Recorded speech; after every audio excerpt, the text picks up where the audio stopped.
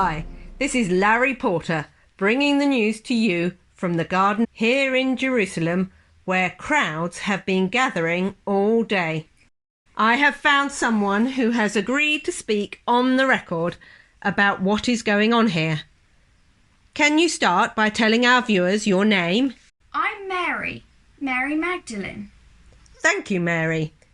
You're looking pretty happy. Are you part of the garden management team? Oh no, I'm just visiting. In fact, I've been spending a lot of time here lately. Along with a lot of other people, by the look of things. Is it a special open day or festival? No, nothing like that. It's all to do with Jesus. You see, he died and was buried in the garden tomb just over there. Oh, I heard about him. Didn't he die on a cross? That's right. He died for our sins. Did you know him? I'm sorry. I'd better join the others and pay my respects. Oh, you won't find him there. Why not? Have they moved his body? No, not at all. You see, he's alive. What did you say? He's alive. He's risen from the dead. Well, I've reported on a lot of strange stories in my time, but you must be joking. I'm certainly not. Really? You'd better tell our viewers what happened. Well, as you said, Jesus died on the cross.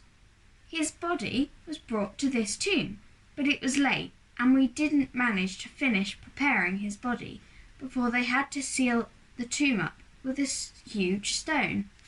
And of course you couldn't do it the next day on the Sabbath, or you'd have been breaking the law. So, what did you do?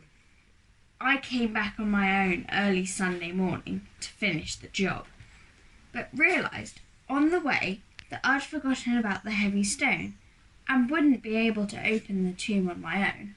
I guess not, unless you're secretly a world champion weightlifter. So, you went back home? No, it was then that I saw it. The stone had already been rolled away from the entrance.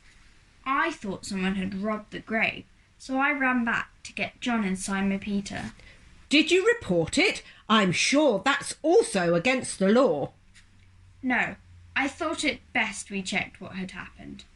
So we came back together, though John of course had to run ahead. But it was Simon Peter who went in first and found the tomb empty except for the neatly folded burial cloths. Who'd steal a body but leave those behind? That does seem odd. Not as odd as what happened next. John believed Jesus must have come back to life. So he and Simon Peter ran off to tell the others. I was shocked and confused and stayed by the tomb crying. I'm not surprised. It had been a very upsetting weekend for those who knew Jesus.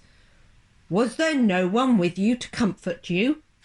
Well, I'm not sure whether to tell you, but you see, I wasn't alone. When I looked back inside, I saw, there were these two angels. Really? So what did these angels look like? They were sort of glowing, bright white, and they asked me why I was crying. And as I answered them, I turned round and saw a man. I thought he was the gardener. Now he'd be quite strong. Was it him who'd opened the grave? I asked him that, and you'll never guess what he said.